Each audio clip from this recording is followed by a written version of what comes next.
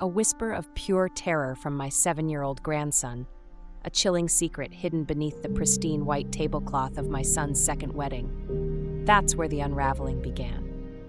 What could make a child, surrounded by joyous celebration, clutch your hand with icy fingers and demand to leave right now? What unspeakable truth lay concealed, waiting to shatter the perfect facade of a brand new beginning? This isn't just about a wedding. It's about betrayal, vigilant love, and a truth uncovered that will make your blood run cold. If you're ready for a story that exposes the darkest intentions hiding behind the brightest smiles, and the fierce devotion that rises from the ashes of heartbreak, then listen closely. Because what we found that day nearly cost us everything, and the path to reclaiming our family's peace was fraught with pain and profound revelations you won't want to miss. A shadow beneath the table.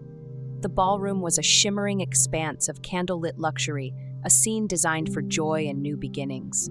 I sat at table 8, the soft strains of a jazz band weaving through the murmur of polite conversation and the clinking of wine glasses.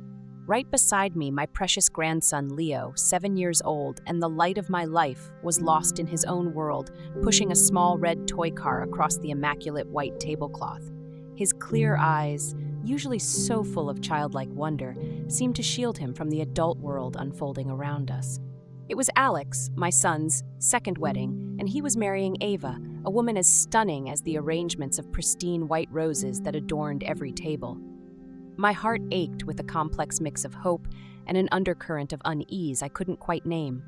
I watched Alex move through the hall, a radiant smile fixed on his face, toasting guests. It was a smile that seemed to fight against an emptiness I knew still resided deep within him, a void left by Maria, Leo's mother, gone far too soon. In the distance, Ava, breathtaking in her beaded wedding dress, posed effortlessly for photographs, her perfect smile hinting at a world where she reigned supreme. I tried to dismiss the strange sensation in my chest, telling myself it was simply my overly sensitive nature. Waiters glided gracefully, serving wine and clearing plates. An elderly couple at our table commented on Leo's growth, and I smiled, confirming his 7 years, the passage of time both swift and cruel. I reached to cut a piece of cake for Leo, but he barely glanced up, returning to his toy car as if it were the only sanctuary he knew. Then, without warning, Leo stopped. His little hands stilled, and his round eyes, usually so innocent, fixed on me with an unnatural seriousness. A jolt of apprehension shot through me. He grabbed my hand, his small fingers unexpectedly cold, and whispered, his voice trembling with an urgency that pierced my soul, "Grandma, I want to leave right now." My heart hammered against my ribs. I leaned in, my hand resting gently on his shoulder. "What's wrong, my boy? Tell me." He shivered, pressing his lips together before whispering so softly I had to strain to hear. "Grandma, you didn't look under the table, did you?" His words struck me like a cold, sharp knife, igniting a terrible anguish that stole my breath. I tried to keep my voice calm for his sake, stroking his hair, but the panic in his 7-year-old eyes was impossible to ignore. "It's okay, my love. Let your grandma look," I managed, though my own heart was pounding. Slowly, carefully, I lifted the edge of the crisp white tablecloth, peering into the shadows beneath. There, nestled amongst the wooden chair legs and Leo's tiny shoes, lay a small piece of paper, folded in 4. It was almost lost in the dimness, but its presence sent a shiver down my spine. Leo huddled closer, his grip on my arm desperate, his agitated breathing a silent scream that something was terribly wrong. I crouched fully, my hand trembling as I reached for the paper. The world outside, the laughter and music, faded into a distant hum. All that existed was me, Leo, and that ominous piece of paper. I unfolded it, the faint candlelight illuminating the hastily scribbled words, "Table 8, add shrimp to the child's serving." The words were few, but they were a brutal punch to my gut. My blood turned to ice, and the air caught in my throat. Leo is severely allergic to shrimp. A single piece could take his life. Every member of our family knew this without question. Who could be so cruel? Who would do this, and why, on my son's wedding day? Echoes of Maria. In the suffocating silence of my shock, my mind reeled, pulling me away from the gleaming ballroom and back to a time when our family was whole, when laughter truly filled our home. I remembered Maria, my first daughter-in-law, with the clarity of morning sunlight. Her smile was gentle, her presence a warmth that embraced me like a true daughter. Maria never raised her voice. She radiated a quiet peace. I still recall those windy afternoons in Phoenix, arriving at Alex and Maria's small house, the echo of Leo's baby laughter as he chased a colorful rubber ball in the backyard. Maria, on the porch, would smile, a basket of fresh vegetables beside her. "Mom Betty, try the chili I made," she'd say, her voice brimming with pride, placing a warm bowl before me.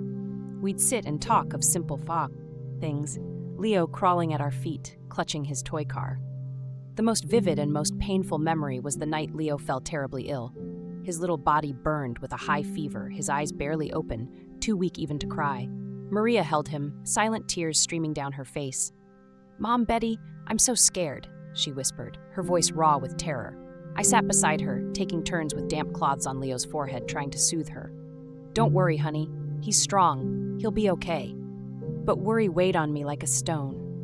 We stayed awake until dawn, when the first rays of sun pierced the darkness and Leo's fever finally broke, allowing him to fall asleep in his mother's arms. Maria turned to me, her eyes red but with a faint, grateful smile.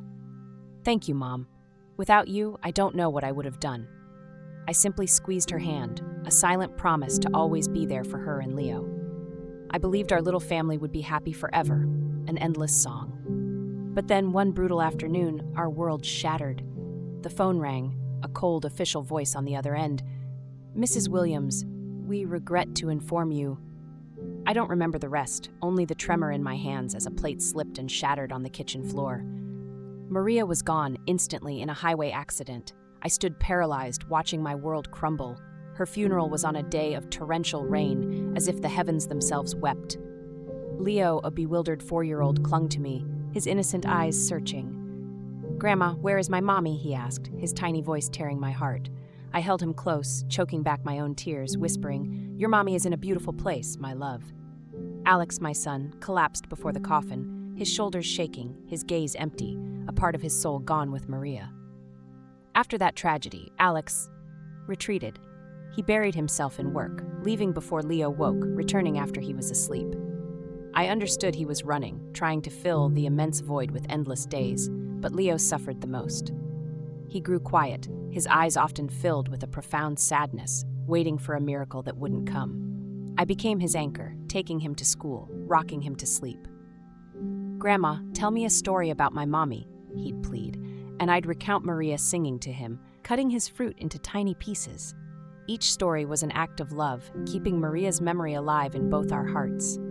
Lucy, my adopted daughter, became another vital support. Her warm heart and skilled hands brought coloring books and homemade cookies. She loved Leo like her own brother, carrying him, teaching him to read, helping with his clumsy drawings. "Look, Leo, your house turned out prettier than mine," she'd laugh. But sometimes I'd catch Lucy watching Alex, a deep look in her eyes that was more than just sibling affection. I saw it, but remained silent, fearing to disturb the fragile peace that remained. Our family's flame flickered, sustained weakly by Lucy and Leo, and I desperately tried to keep it from extinguishing, knowing Alex and I carried unhealed wounds. Every time Leo slept, Maria's features on his face would bring a fresh ache to my heart. Familiar doubts. The memory of that afternoon is as vivid as if it were yesterday. I sat in my small living room, the chirping of sparrows in the yard, a gentle counterpoint to the storm of emotions within me. Alex was bringing Ava home to introduce her, and I truly tried, to open my heart. I wanted to see this young woman through the eyes of a mother desperate for her son to find happiness again. But an undeniable feeling of unease, a cold shiver, clung to me. Alex arrived late, a strange glow on his face, his eyes alight with a youthful passion I hadn't seen since he spoke of Maria. "Mom," he said, leaning against the doorframe, his voice thick with emotion, "I want you to meet someone." I stopped preparing Leo's favorite tacos, a knot forming in my stomach. "Someone special?" I asked, trying to sound calm. He smiled, a smile I hadn't seen in far too long. "Yes, you're gonna like her very much." I nodded, wiping my hands on my apron, trying to hide my growing anxiety. After Maria, I wasn't sure anyone could fill that immense void. Not for Alex, not for Leo, not for me. That night, Ava arrived, radiant in an elegant light blue dress, her hair perfectly waved, her lips painted a soft red that curved into a charming, almost rehearsed smile. "It's a pleasure to meet you, Mrs. Williams," she said, with a slight bow and a voice that seemed too sweet. I returned her smile, invited her in, and offered her coffee. "Your house is so cozy," she cooed, her eyes scanning the family photos on the wall, lingering a moment too long on a picture of Maria hugging a tiny Leo. I thanked her, but a strange prickle of discomfort arose. Dinner proceeded, an atmosphere I worked hard to make as friendly as possible. I laid out the tacos, enchiladas, and Leo's favorite mango salad. Alex, sitting beside Ava, his eyes never leaving her, radiated happiness. "Mom, Ava works in marketing at my company. She's very good," he said, pride swelling in his voice. Ava smiled, serving herself an enchilada with a delicate, almost too perfect movement. "Mrs. Williams, this is delicious. You must teach me how to make it," she enthused, her gaze friendly. I responded politely, but a small part of me remained wary. Her laughter, her manner, felt like a meticulously staged performance. Leo, at the head of the table, was unusually quiet. He, who normally chattered endlessly about school, picked at his food, never lifting his head, avoiding Ava's gaze as if seeking refuge. Ava leaned over, pulling a chocolate bar from her purse, placing it before him with a radiant smile. "This is for you, Leo. It's very good."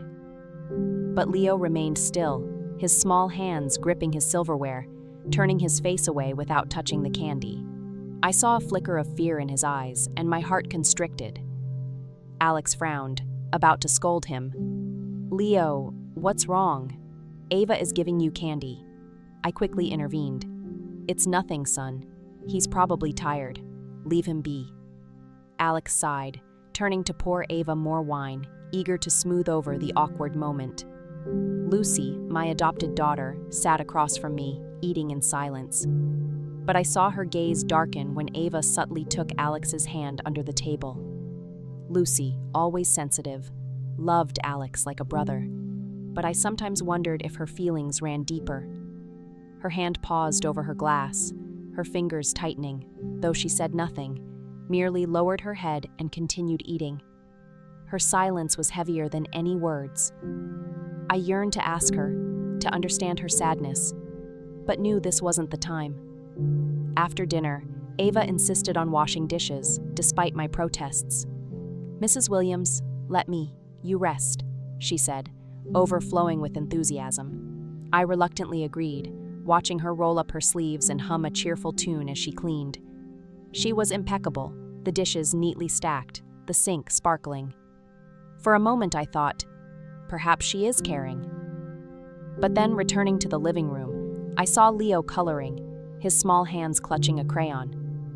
Ava approached, sitting beside him, praising him.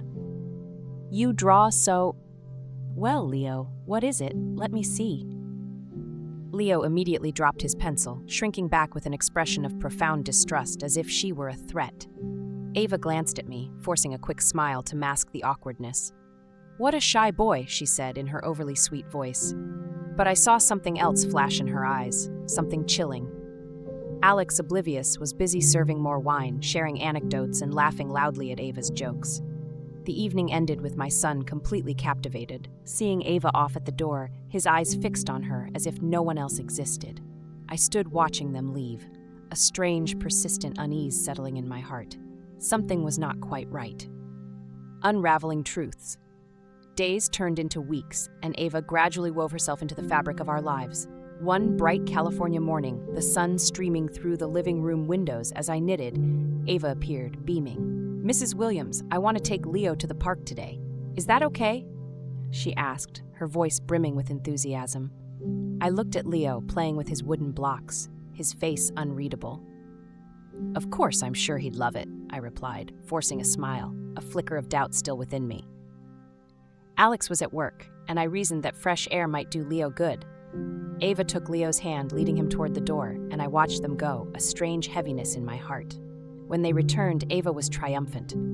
"He had so much fun, wouldn't stop going down the slide and even asked for another ice cream," she recounted excitedly.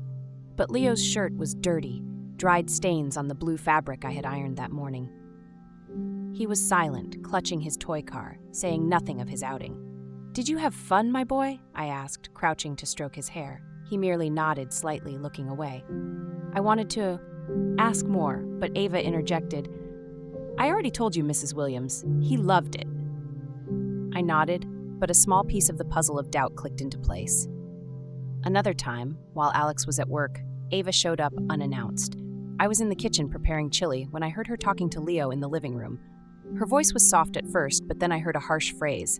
"Stay still, Leo. Don't make a mess. You're a big boy now, but you still act like a baby." I froze, my hand still over the onion, a chill running through me. When I emerged, Ava's tone instantly shifted, becoming as sweet as if nothing had happened.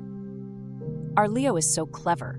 Look at the tall tower he built," she said, pointing to his wooden blocks with a radiant smile. But Leo pressed his lips together, looking at me as if pleading for help. I forced a smile. "Yes, he's very skilled," but the unease grew, a small thorn digging into my heart. I tried to calm myself. Surely she's not used to children. Anyone is clumsy at first. Leo's 7th birthday remains etched in my memory. Lucy, my adopted daughter, spent all morning baking his favorite chocolate cake. When she arrived, placing the candlelit cake on the table, Leo's eyes, for the first time in months, lit up with unadulterated joy. "Aunt Lucy, this is my favorite cake," he exclaimed, running to hug her. Lucy smiled, stroked his hair, and tenderly said, "I made it for you, my love. Eat a lot." I watched them, my heart warmed, feeling the family flame rekindled. Ava was there too, but her applause was forced, her smile weary from a corner of the room. Her only gift was an indifferent pat on Leo's shoulder and a curt, "Happy birthday, champ." I saw Leo shrink, avoiding her gaze, and my heart ached once more. I wanted to speak, but held back, telling myself not to interfere. On another occasion, Alex took Ava and Leo to the grocery store. When they returned, I heard Ava complaining, her tone irritated. "Leo dropped a whole bag of candy at the checkout, and I had to pay for it. What a clumsy boy." Alex frowned, turning to scold his son. "Leo, you're a big boy now. You have to be more careful." Leo lowered his head, his hands intertwined, his eyes seeking mine, asking for help. I quickly put a hand on his shoulder. "Don't worry, my boy. It was just some candy." But internally, I couldn't shake the question, why did Ava get so easily angered by a child? Why couldn't she be gentle like Maria? One afternoon, picking Leo up from school, his teacher, Mrs. Davis, pulled me aside, her voice low with concern. "Mrs. Williams, lately Leo has been talking less, very withdrawn. Is something happening at home?" I froze, trying to downplay it. "I'm sure it's just the changes, Mrs. Davis, don't worry." But on the way home, Leo tugged my blouse, his voice trembling. "Grandma, I don't want to go home with Miss Ava." I stopped, kneeling to meet his clear eyes, my heart constricting. "Why, my love? Miss Ava loves you," I said, but the words tasted false even to me. Leo shook his head, his gaze resolute. "No, Grandma, she doesn't love me." I stroked his hair, trying to calm him, but I couldn't deny the truth in his words. Lucy, nearby, had heard everything. She turned away in silence, her shoulders subtly moving, as if stifling a sigh. All these loose pieces, all these little signs, I had seen them but chosen to ignore them. And so the day of my son's wedding arrived, the ballroom confrontation. The Florida sun streamed golden through the grand windows of the ballroom, bathing the scene in a radiant light, as if blessing my son's happy day. I sat at table 8 with Leo beside me and Lucy, my adopted daughter, on his other side. Leo was once again engrossed with his red toy car, whispering a soft vroom vroom. My heart swelled with tenderness. Lucy, in a simple beige dress, leaned over periodically, whispering something to Leo that brought a sweet smile to his face, like the morning sun. "Eat another piece of bread, my boy," she murmured, breaking off a small crust. I smiled, finding solace in their bond.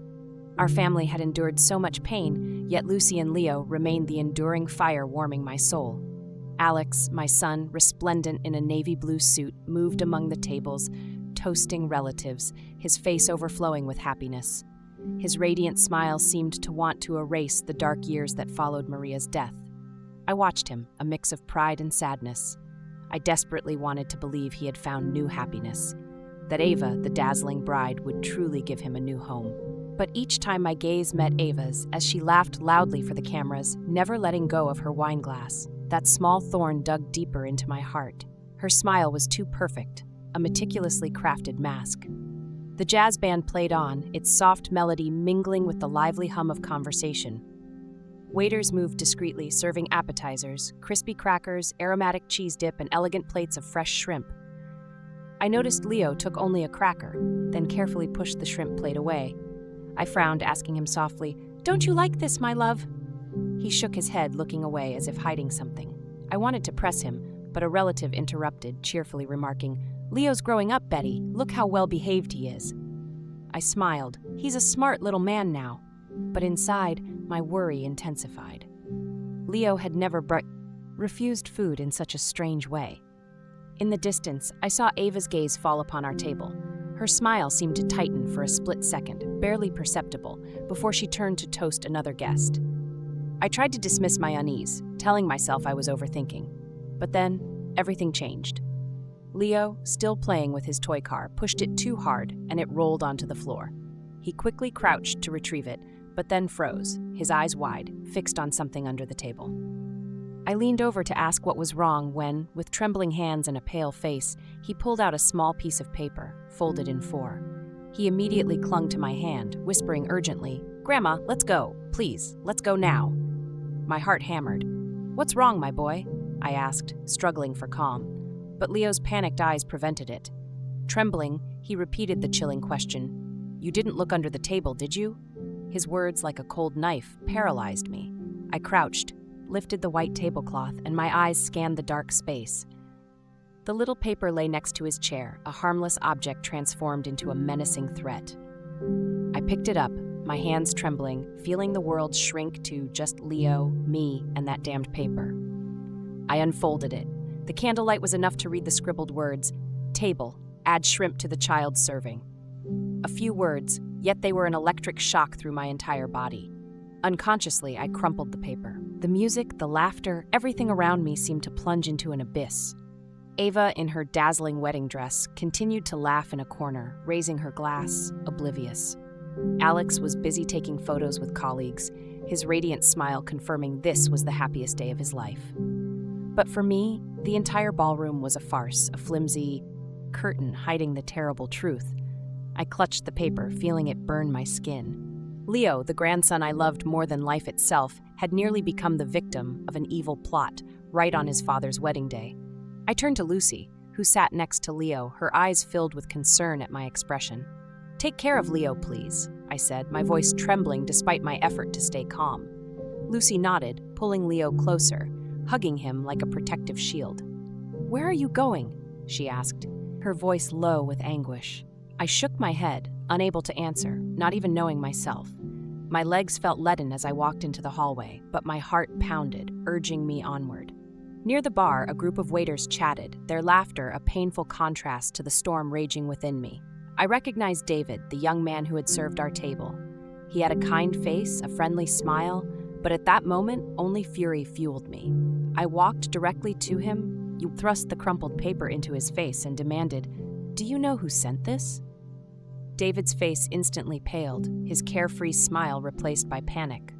"My God, this is my paper," he stammered, his hands trembling. "A woman gave it to me, and I accidentally dropped it when I was carrying the tray." His words were a ray of light, yet they agitated me further. "Who gave it to you?" I insisted, almost shouting, losing all composure. David took a step back, bewildered. "I don't know her name, ma'am. She just told me to give it to the chef. The paper didn't say who sent it." Rage exploded within me. "All the more reason," I said, stepping closer, my voice trembling with anger and fear. "My grandson is severely allergic to shrimp. A single piece could kill him." David turned ashen, his eyes wide with horror, shaking his head frantically. "Ma'am, I truly didn't know. I just followed the note. I had no idea."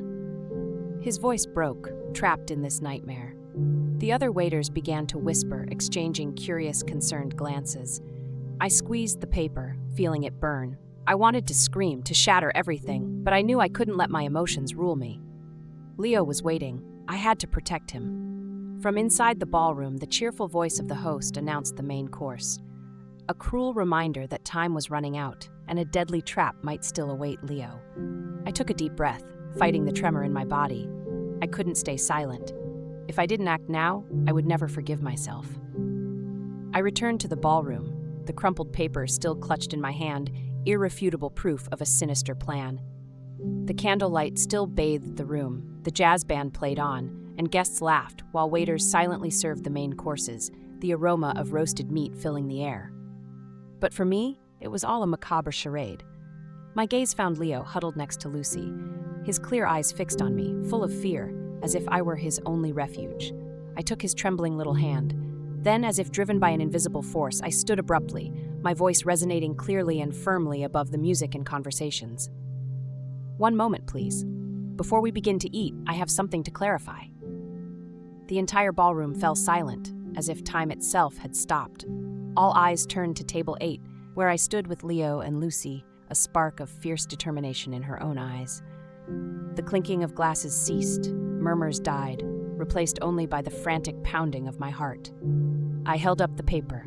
The scribbled words were an undeniable accusation. "Who wrote this paper, asking for shrimp to be added to the food of the child at table 8? I demanded, my voice trembling. With indignation, yet sharp and clear. Whispers began, like small waves on a calm lake. Guests exchanged bewildered glances. I felt Leo's gaze fixed on me, silently pleading for protection. Alex rushed from another table, his smile quickly dissolving into concern when he saw my face. "Mom, what's going on?" he asked, completely bewildered. I didn't answer immediately. I placed the paper on the table, pushing it towards him. "Read it yourself," I said, my voice harsh, though inside I was a mess. Alex took the paper, his eyes scanning the words, his face turned pale, his hands trembling. "What does this mean?" he asked, stunned, looking from me to Leo, searching for a logical explanation. Ava, in her dazzling wedding dress, approached, frowning with perfectly feigned surprise. "What is all this?" "Some kind of bad joke," she said, her voice soft, but I caught a flash of panic in her eyes. I met her gaze directly, my heart gripped by anger and fear. "My grandson is allergic to shrimp," I said, my voice trembling with indignation. "This is not a joke. This is an attempt at murder." My words fell like thunder, plunging the ballroom into a deathly silence. Some mouths dropped open in astonishment, others began to whisper, their eyes darting from me to Ava. Ava let out a forced laugh, a mask to maintain composure. "Excuse me, Mrs. Williams, but there is no name on the paper. Are you going to believe a story that a child who found it made up?" She scoffed, trying to make me look like a paranoid old woman. Some guests muttered doubtfully, "Maybe it's a misunderstanding. Who would do something like that at a wedding?" The blood boiled in my veins. Ava's audacity left me speechless. I wanted to scream, to tear off her wedding dress, to expose her.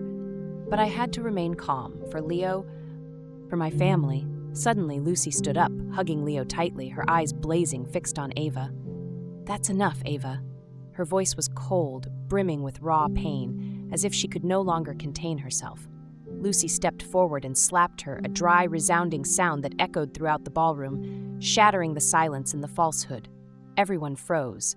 Ava clutched her cheek, her eyes wide with shock, then turned to Alex, sobbing. "You see? She's crazy with jealousy. That's why she's attacking me. What have I done to deserve this?" Lucy didn't back down, her fists clenched, her voice broken with rage.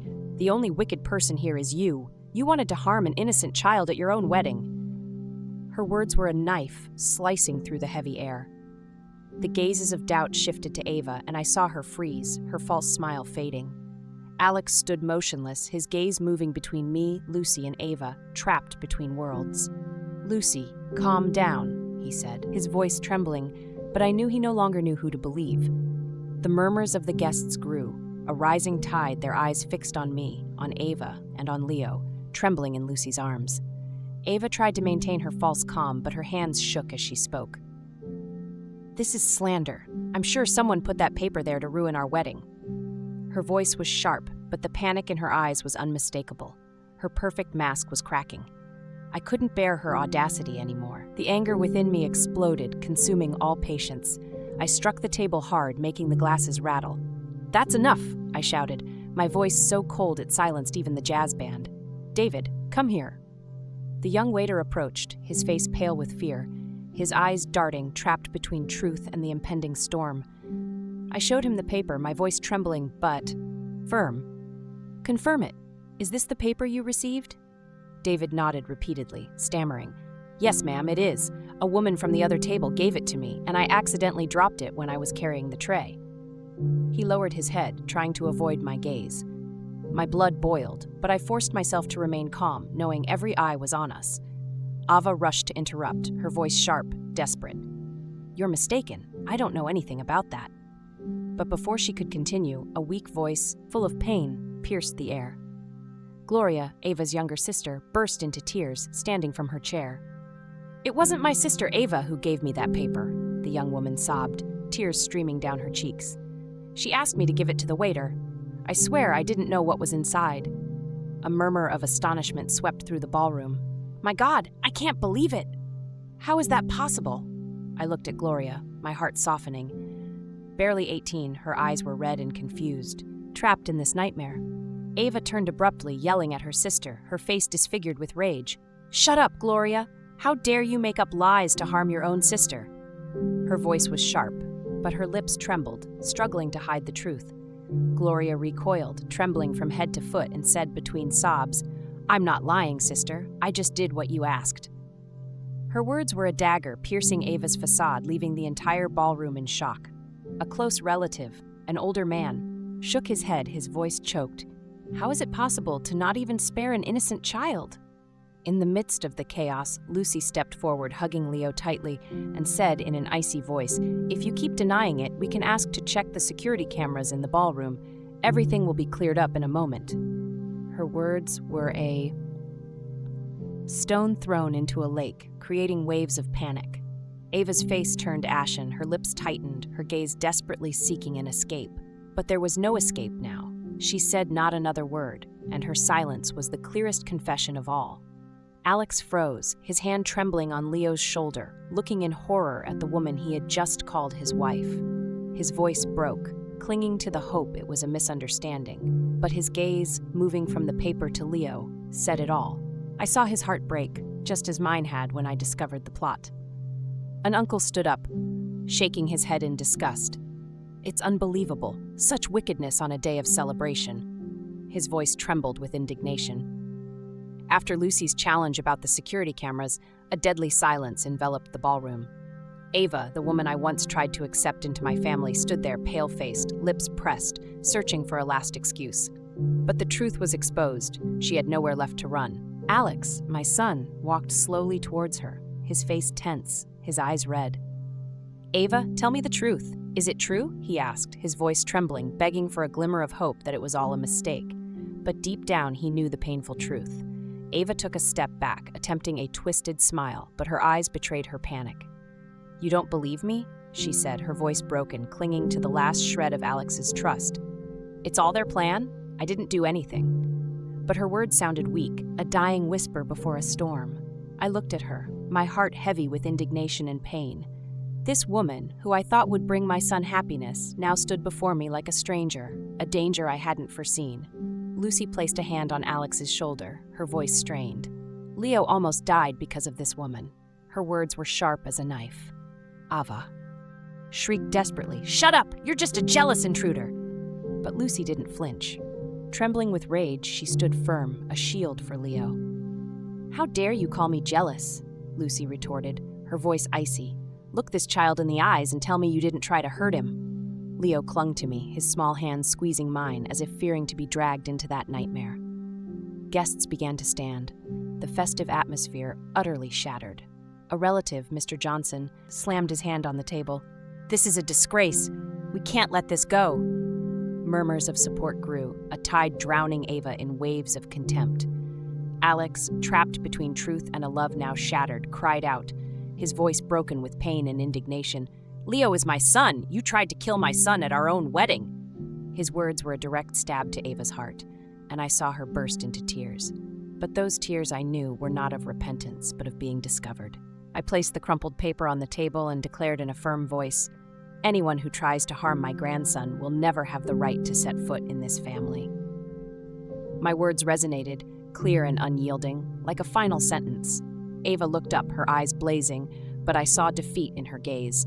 She had lost, not just to me, but to the undeniable truth. Hotel security approached, politely but firmly asking Ava to leave. "Ma'am, please come with us," one said in a cold voice. Ava backed away, seeking help, But no one sided with her. Many guests shook their heads, leaving their half-empty glasses, sighing in resignation. "Unbelievable," one whispered. "How can someone be so cruel?" another said, horrified. Alex stood motionless, his hands on his head, as if trying to keep his world from collapsing. Then, as if strength failed him, he slowly knelt before Leo, his voice choked. "Son, forgive me, my boy, for not protecting you." Tears streamed down his cheeks, and my heart broke in two. I helped Alex up, squeezing his shoulders, and said in a grave but confident voice, "Luckily, we stopped it in time. This false happiness has to end here and now." I looked at Ava being escorted out amidst contemptuous glances, and in my heart I knew she never was and never would be a part of this family. A new chapter, illuminated by love. In the days that followed that nightmare wedding, our family found itself caught in a silent whirlwind, where fresh wounds bled and unanswered questions hung heavy in the air. It felt as if I had just awakened from a horrifying dream, one where I almost lost Leo, my grandson, whom I cherish more than life itself. The story of the failed wedding spread rapidly, from the quiet suburban streets to the conversations of distant relatives. Our house phone rang incessantly. Some blamed Alex for his blind trust in Ava. Others offered sympathy for Leo, the innocent child who had almost become the victim of such a cruel plot. But for me, each call was merely a painful reminder of the harrowing ordeal we had endured. Alex became withdrawn in the aftermath. He was no longer the radiant man in the navy blue suit from that dreadful day. Instead, he would take Leo to and from school in silence, his gaze filled with a profound pain and overwhelming guilt. The name Ava, like a curse, was never uttered in our home again. I watched Alex with a pained heart, but I knew he needed time to heal, to find himself after being so deeply betrayed by the person he thought he loved. I didn't blame him, for I understood how love could blind even the wisest of hearts. Yet I also knew that our family had to rise from these ashes, stronger and more united than ever. I continued to care for Leo just as I had since Maria's passing. I cooked his favorite dishes, cheesy pasta, a soft pudding, desperately trying to restore a sense of security to his young world. But the true healing of Leo's soul didn't come from me alone. It blossomed through Lucy, my adopted daughter. Every morning, with meticulous care, she would prepare his school lunch, choosing foods with absolute certainty that no shrimp, no hidden danger was present. She would even tuck in a small note for his teacher, explaining Leo's allergy, accompanied by a crayon-drawn smiling face that he adored. "Aunt Lucy, you draw so well," Leo would exclaim, his eyes lighting up as he opened his lunchbox, and I would see a part of his lost innocence return to him. Every afternoon, Lucy would take Leo to the nearby park. I often watched them from a distance, seeing her patiently teach him to fly a kite, showing him how to hold the string just right so it would soar high against the blue sky. Once, Leo stumbled and fell from the slide. Lucy ran to him, picked him up, brushed the dust from his clothes, and whispered, "It's okay, my love. I'm here." Leo's clear laughter echoed through the park, a sound I thought I had lost forever, now a balm to my aching heart. I looked at Lucy with infinite gratitude, for she was not only a sister to him, but a second mother, filling the profound void that Maria had left behind. One night, when Leo was plagued by a high fever, I saw Lucy spend the entire night by his side.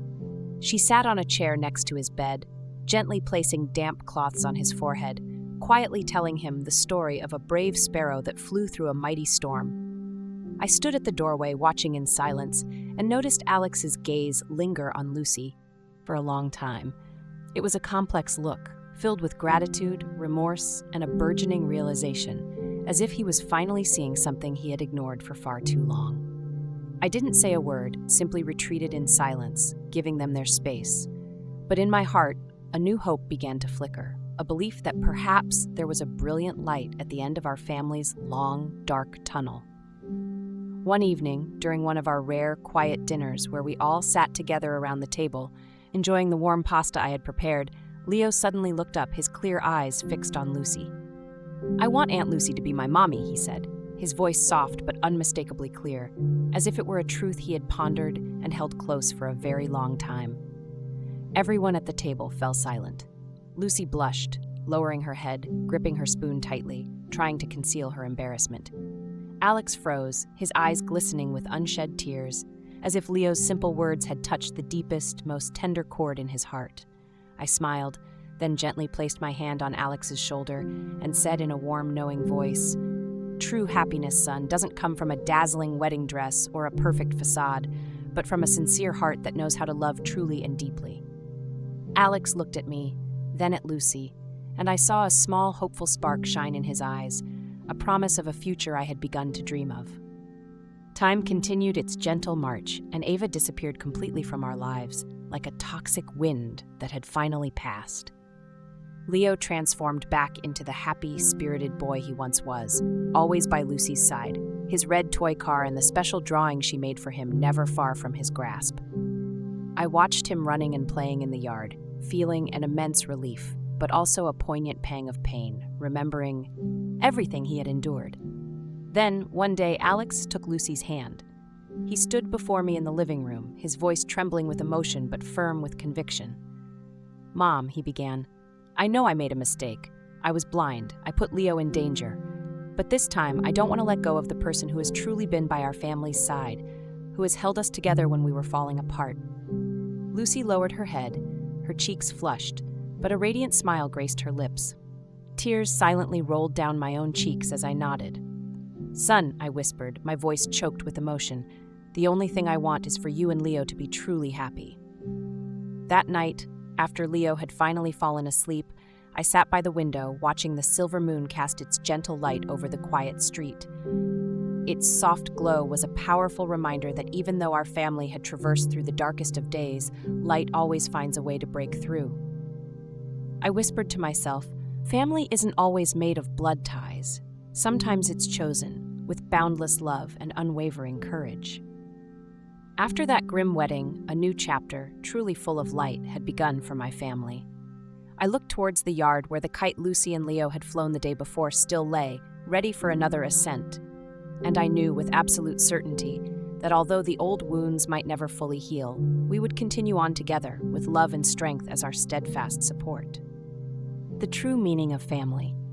After navigating through all this, I understood something profoundly important. In life, there are losses that can never be replaced, and betrayals that shatter the heart into countless pieces.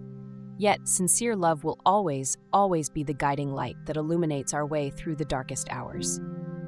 Family is not merely built with blood ties, a coincidence of birth. It is forged through choices, through the unwavering courage to protect each other from darkness and danger. It is the silent sacrifices, the unwavering support, and the truest affection that bring lasting happiness, not false appearances or superficial smiles. I want everyone who listens to this story to remember to truly listen, not just with your ears, but with your heart guiding you. Sometimes a small gesture of attention, a single moment of vigilance can save a life. And it is kindness, genuine, heartfelt kindness that ultimately pulls us out of nights that seem to have no end. This story, though its names and places have been changed to protect the identities of those involved, is told not to judge, but with the heartfelt hope that someone, somewhere will listen and pause to reflect. How many mothers, how many families are suffering in silence within the confines of their own homes, or in plain sight? I truly wonder, if you were in my place, what would you have done? Would you have chosen silence to maintain a fragile peace? Or would you have dared to face everything, to reclaim your own voice and protect those you love most? I would deeply value your opinion, for every story shared can become a candle, lighting the way for others who might be lost in their own darkness. God always blesses us, and I am certain that courage, when chosen, will always lead us to better days.